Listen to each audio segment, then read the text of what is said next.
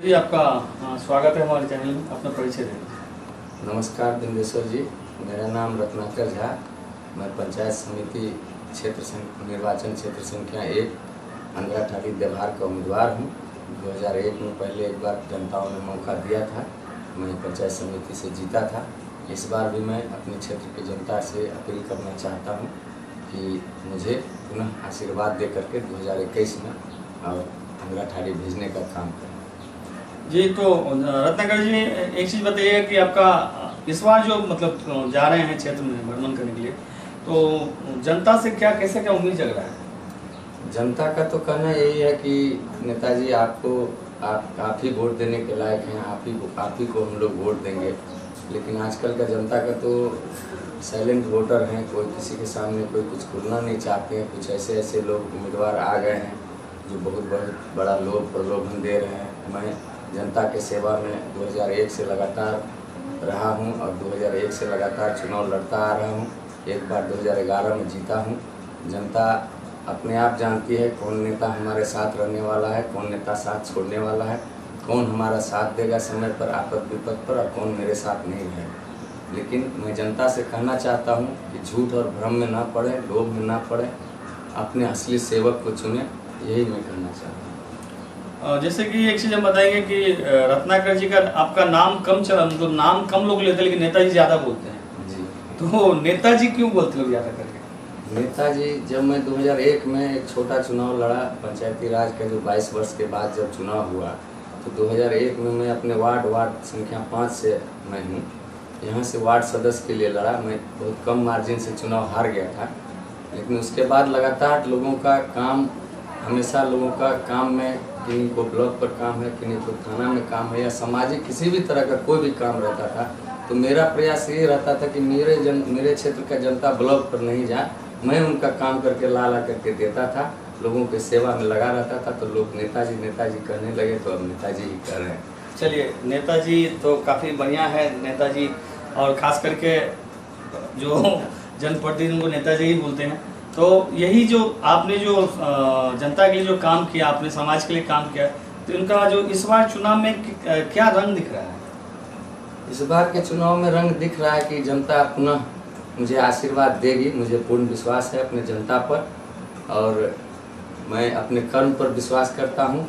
और मैं ऐसा कोई जनप्रतिनिधि पहले नहीं रहा हूं कि मैंने 2011 से 2016 तक पैसा कमाया या नहीं कमाया। ये मेरी जनता जानती है कि ये कमा नहीं सकता है, तो घूसखोरी नहीं कर सकता है। इसलिए जनता पर मुझे पूरा भरोसा है कि क्षेत्र संख्या 1 की जनता मुझे पूर्ण अपना आशीर्वाद देगी। एक चीज़ रतन जी, आप जानते हो, खास करके आप हमारे मित्र हैं, तो आप जानते हैं हमारे चैनल का थीम है कि हम कड़वा सच पूछते हैं। तो जिस टाइम आप थे, पंचायत समिति बने थे, उस टाइम पर इतना फंडिंग नहीं था जी। अब लगता है भंडार खुल गया है जी। तो जनता जनार्दन अगर इस बार चुन लेता है आपको, मान लीजिए आपके सर पे ताज हो जाता, हम ये चीज़ हर उम्मीदवार से कहते आए हैं, तो क्या ये फंडिंग जो अभी आ रही है सरकार की तरफ से, उसमें चकाचौंध होने की क्या स्थिति रहती है? चकाचौंध होने की तो बहुत सारी स्थिति, नीयत खराब हो जाए तो हो जाएगी। मुझे एक बार मौका मिला था 2009 में, लोकसभा के सदस्य हुए थे माननीय मंगनीलाल मंडल जी जनता दल यूनाइटेड से। उन्होंने मुझे अपना सांसद प्रतिनिधि बनाया था। मैंने पूरे अंधराठाली ब्लॉक में लगभग उनके मार्फत से, उनके कलम से, उनके सांसद निर्वाचन माने संसदीय कोष से काम करवाया, विभिन्न सड़कें वगैरह बनी। लेकिन मैं आज तक किसी भी ठेकेदार को जा करके नहीं कहा कि भाई मैं सांसद प्रतिनिधि हूँ तो मेरा भी कुछ हिस्सा बनना चाहिए। और कोई भी ठेकेदार जो भी हों, बहुत सारे ठेकेदार आप हमारे मित्र हैं, जानते होंगे, उन लोगों से बात कीजिएगा, पूछिएगा तो ज़रूर बताएगा कि नहीं, रत्नाकर झा तो आज तक हमसे एक ठंडा पीने के लिए भी पैसा नहीं मांगा। तो इसलिए मुझे सरकार देगी जनताओं का काम करने के लिए, तो मैं ज़्यादा से ज़्यादा चाहूँगा कि वो पैसा इन्वेस्ट जनता में हो, ताकि लोगों को ये लगे कि हम रहें या नहीं रहें, कि ये रत्नाकर झा के द्वारा किया हुआ काम है, और इन्हीं के द्वारा ये काम हम लोगों का विकास समाज आगे कर रहा है और आगे करता रहेगा, यही मेरा विश्वास है। जैसे कि आज हम एक चीज़ पूछेंगे आपको, रत्नाकर जी नहीं बोलेंगे, नेताजी, कि पंचायत समिति का काम क्या होता है? पंचायत समिति का काम होता है कि पंचायत में जो निर्वाचन क्षेत्र में जो सरकार के द्वारा विकास के लिए पंचायतों में पैसा आता है, और उसको किस तरह से खर्च करना है, उसके लिए पंचायत समिति, एक ब्लॉक डेवलपमेंट कमेटी का एक बैठक है, कमेटी होती है जिसके सदस्य मुखिया भी होते हैं और सारे पंचायत समिति के सदस्य होते हैं और सभी पदाधिकारी, वरिष्ठ पदाधिकारीगण होते हैं। वहाँ जो 18 हमारे अंदर 18 पंचायत में 18 पंचायत है, 18 पंचायत में जो योजना होना है उसके लिए स्वीकृति पंचायत समिति के बैठक से ही लेना पड़ता है। पंचायत समिति सदस्य एक मॉनिटरिंग कमेटी का मेंबर होता है, अंधाठारी प्रखंड लेवल का, वो किसी भी पंचायत का मॉनिटरिंग कर सकता है। इसके लिए अलग अलग स्थायी समितियां बनती है जिसमें सामान्य समिति, शिक्षा समिति और कई समिति, स्वास्थ्य समिति वगैरह होते हैं। मैं पिछले बार समिति था तो स्वास्थ्य समिति का मेंबर था। 18 महीने 20 महीने से जननी बाल सुरक्षा का पेमेंट रुका हुआ था, मैं अपने बैठ करके करवाता था पेमेंट लोगों को। डिलीवरी वगैरह में कोई भी प्रॉब्लम होती थी जननी बाल सुरक्षा से लेकर के आशा दीदी तक का सारे लोगों का बैठ करके जा करके काम करवाता था। और पंचायत समिति के बैठक में जो पदाधिकारी नहीं आते थे उनसे जरूर सवाल पूछता था और उनके खिलाफ अगर अनुपस्थित रहते थे तो निंदा प्रस्ताव भी पास करवाने का काम करता था। यही चीज़ हम आपको बोलते हैं, बताते हैं, सुनाते हैं कि लोग तो काफ़ी उम्मीदवार हैं पंचायत समिति के सदस्य, लेकिन ये चीज़ पता नहीं होगा कि पंचायत समिति का मूल का मतलब काम क्या होता है। तो हम तो ये नहीं बताएंगे कि चुनाव का परिणाम क्या होगा। 3 नवंबर को चुनाव है, 13 तारीख को मतगणना होगी, हाँ, लेकिन उसका इस बार क्या रहेगा।